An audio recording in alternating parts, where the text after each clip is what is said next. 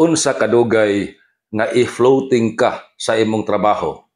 Pananglitan ang imong trabaho, security guard. Unya ang kliyente sa inyong security agency ni pull out na sa serbisyo sa agency diin ka nag-alagad. Naapektuhan imuhang trabaho. Pila man kadugay nga ikaw i-floating ningon ang Article 301 sa ato ang Labor Code. Kana bang gitawag og bona fide suspension sa business operation.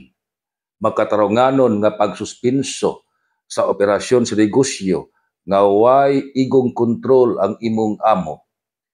Balido kana sud sa 6 ka buwan.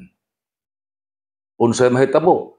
Kinahanglan sud sa 6 ka buwan, mangita ang imong amo og trabaho para nimo. Dili mahimo nga indefinite nga ikaw i-floating sa trabaho. Mulapas na gani ang 6 ka buwan, floating paghihapon ka, pwede na kang mo pasaka og kaso nga illegal dismissal, batok sa imong amo.